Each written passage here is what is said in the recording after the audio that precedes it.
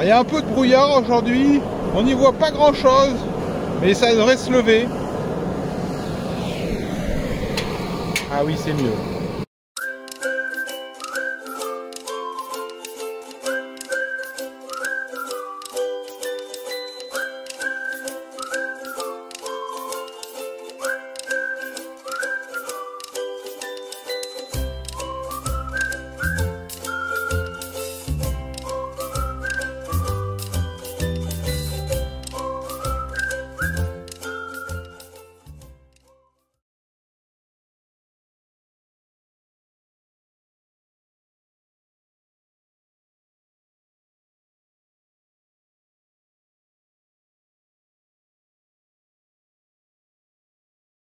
Nous voici désormais sur l'île du Nord de la Nouvelle-Zélande. L'île du Nord, c'est l'île volcanique et nous partons à la découverte de ce territoire intrigant. Nous arrivons à Rotorua, une ville étonnante construite sur une cocotte minute au cœur d'une immense région géothermique.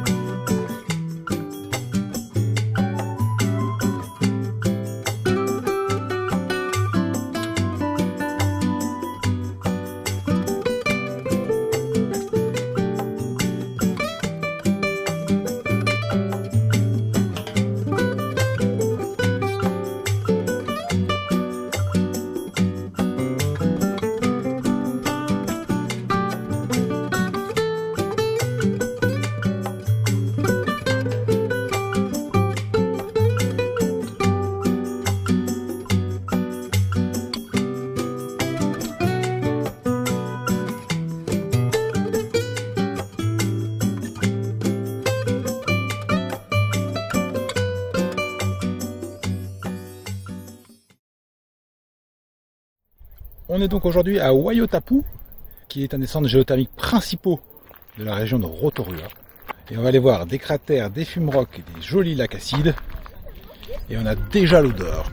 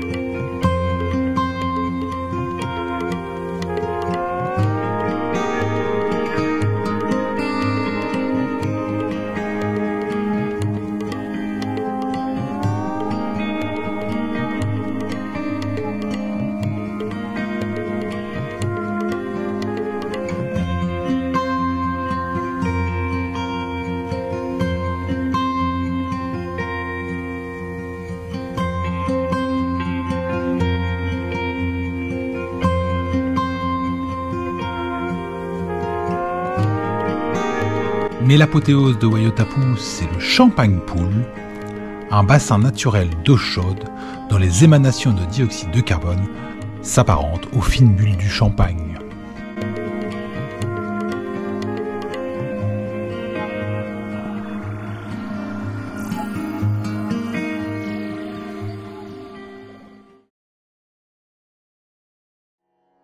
Puis direction Waimangu, un autre grand parc volcanique de la région. Waimangu, c'est une succession de zones géothermiques et d'activités volcaniques qui offrent des paysages plus étonnants les uns que les autres.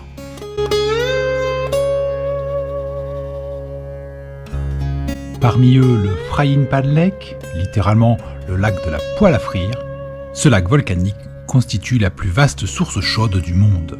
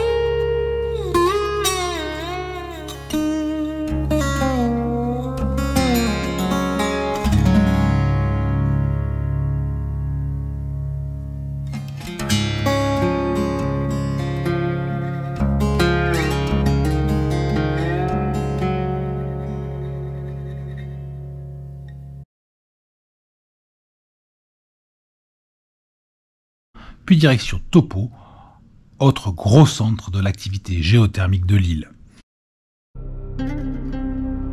L'immense lac de Topo a été constitué par l'explosion d'un stratovolcan.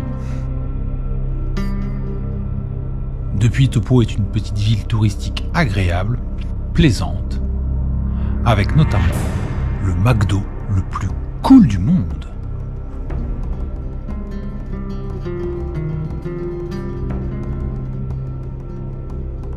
Nous sommes au cratère de la Lune, une des zones géothermiques les plus actives de la région de Topo. Ici, l'activité est importante et s'étend d'année en année. Et on va aller faire une balade au milieu des fumerolles et des cratères.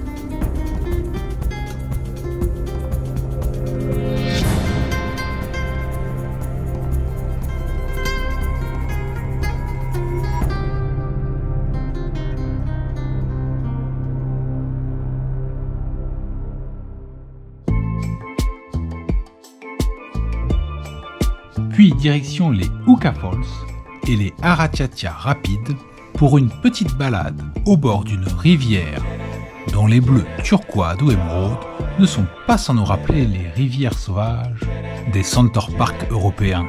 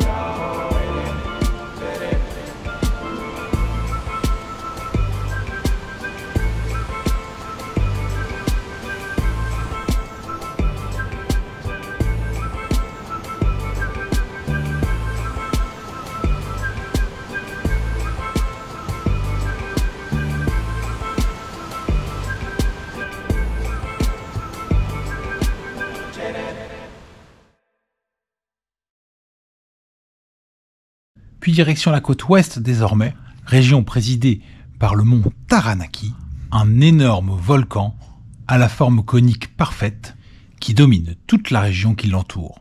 Aujourd'hui, on est à New Plymouth, tout près du volcan Taranaki. Et on profite d'un beau belvédère sur le lac, avec une vue bien dégagée. Mais demain, on part à l'assaut du volcan. Et là, ça sera une autre histoire. Nous voilà donc au pied du mont Taranaki. Et on va donc essayer d'aller voir ce volcan. On va donc monter sur 750 mètres de dénivelé jusqu'à la Puakai Hut. Et de là, on devrait voir le volcan se refléter dans le lac. Si tout va bien, car pour l'instant, le volcan, il est dans les nuages.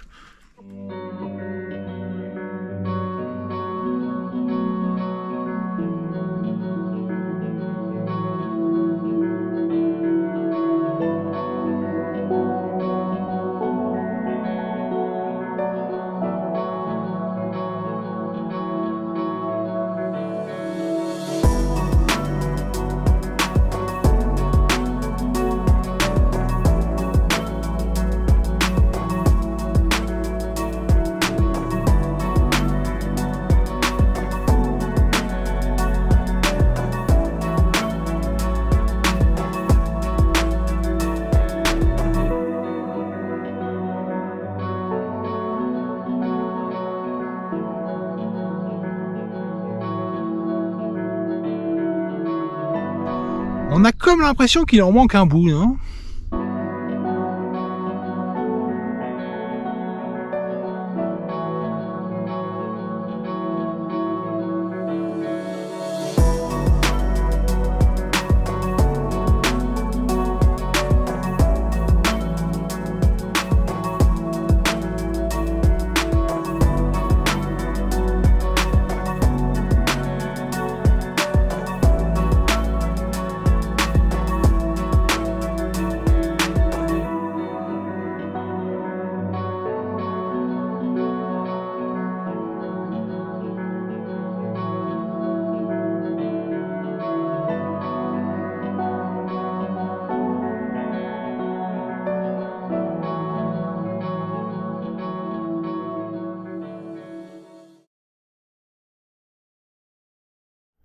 On est toujours autour du mont Taranaki et on va aller faire les Wilkes Pool, une petite rando vers des piscines en pierre de lave. Pour cette balade, on évolue au milieu d'une forêt qui s'appelle la forêt des Gobelins, une forêt très humide et très dense avec beaucoup de mousse de fougères qui lui vaut ce surnom parce qu'on imagine bien qu'il y a plein de petits gobelins qui vivent dedans.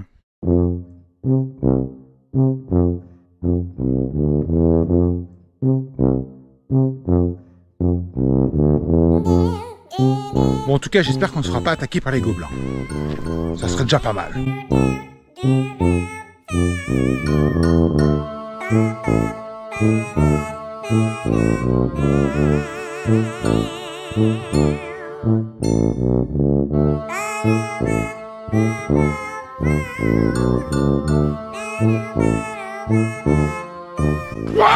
Ah, des gobelins! Ah, des gobelins!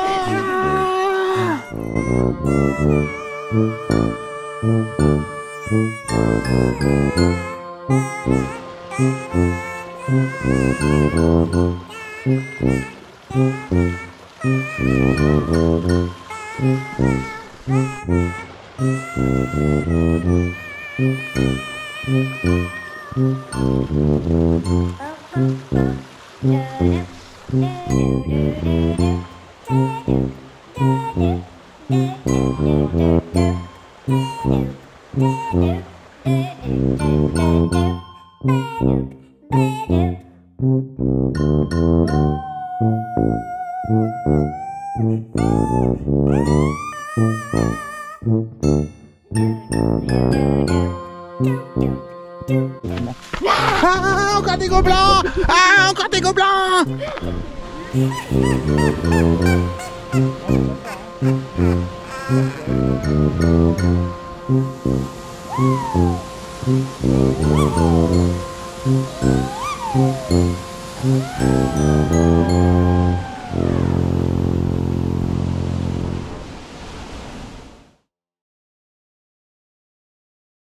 Nous rejoignons maintenant le centre de l'île, le parc national de Tongariro, là où règnent en maître les grands volcans de Nouvelle-Zélande qui, du Maori au randonneur, ont impressionné toutes les personnes qui les ont approchés.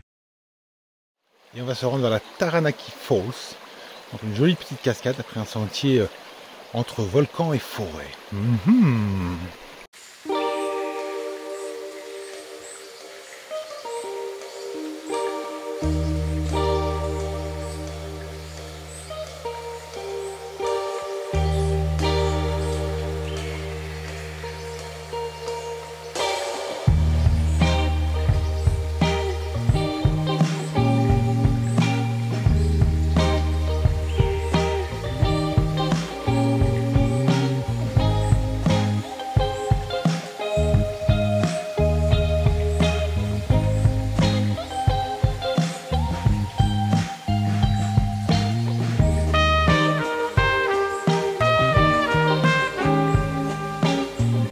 D'ici on voit les trois volcans, le Tongariro, le Ngauruhoe, puis si on se tourne ici, on voit le Repaué qui est sous les nuages.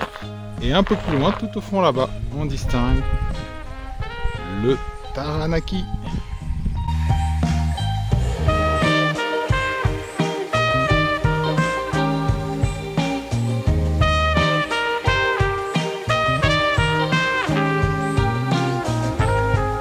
Selon la légende maori, c'est au niveau de la Taranaki Falls que siégeait autrefois le volcan Taranaki.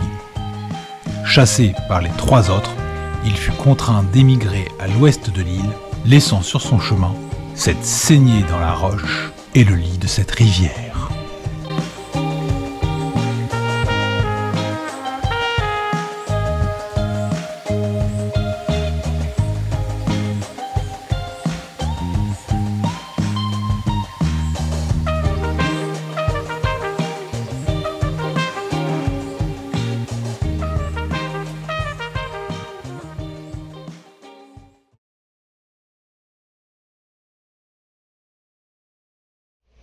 Alors on est toujours à Wakapapa, le petit village du parc de Tongariro, mais cette fois-ci on est côté station de ski.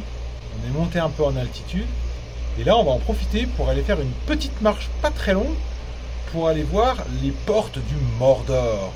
Un grand mur de lave sur lequel ils ont tourné la scène du Seigneur des Anneaux où Frodon et Sam accèdent au Mordor.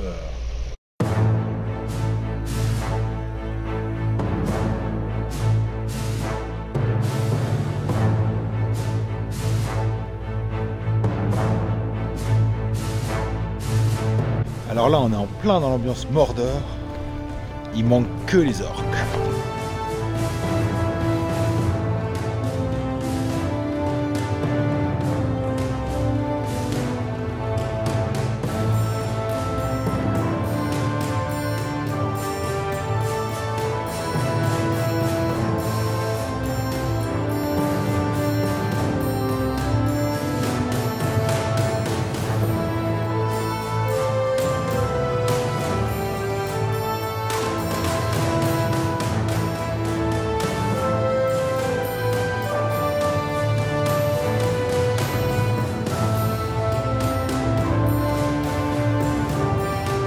C'est haut quand même, hein.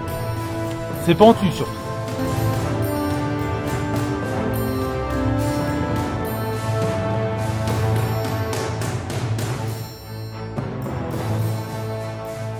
Bon bah, on n'est pas près de le foutre dans le feu cet anneau, hein. À la vitesse où on grimpe.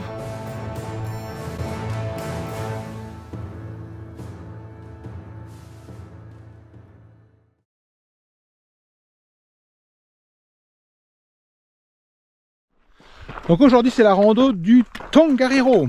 Ça fait quelques jours qu'on la scrute celle-là, mais les conditions météo sont un peu capricieuses. Aujourd'hui il y a l'air d'avoir une fenêtre, alors on y va, c'est parti. Alors ici c'est le territoire du Mordor, donc on espère qu'on va pas croiser Sauron et qu'on va pas non plus croiser trop d'orques.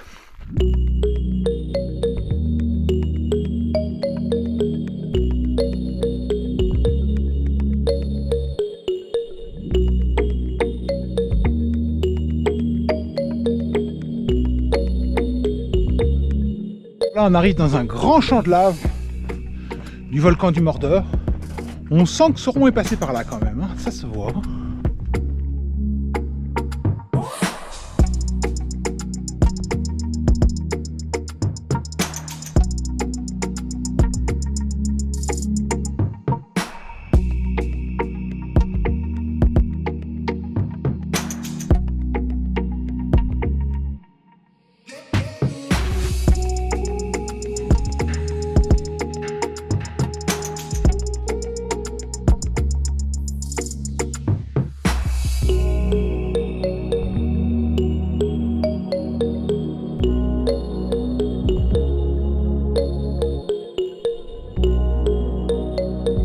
Là on est dans le Southern Crater, au cœur du Southern Crater. Il faut se méfier parce que c'est vraiment là qu'on peut croiser des orques.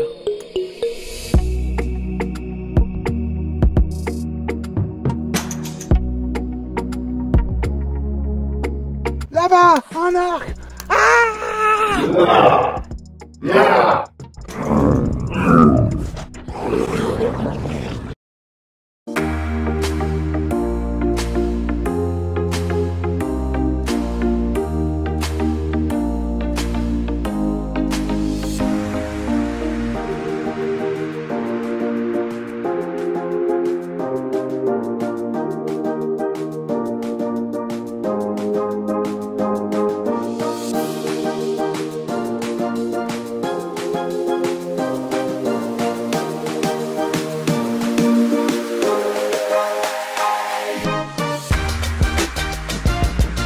Bon allez Sam, dépêche-toi, on n'a pas que ça à faire, il faut qu'on aille foutre l'anneau dans le truc là-haut là.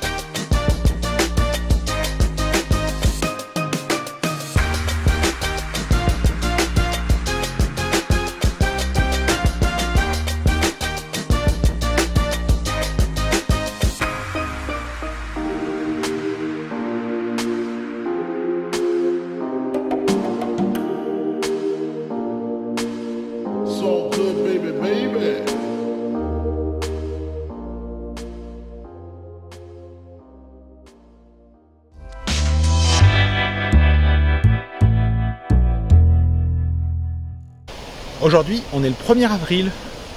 Et du coup, on va aller chercher du poisson d'avril. Et on va aller chercher ça dans la piscine de Gollum.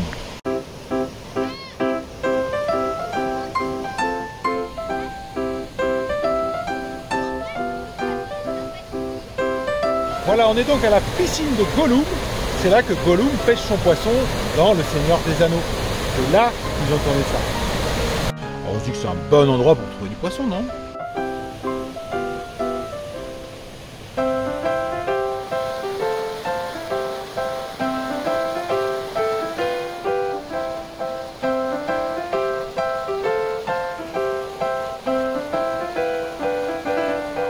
C'est que nous voulons du poisson d'avril.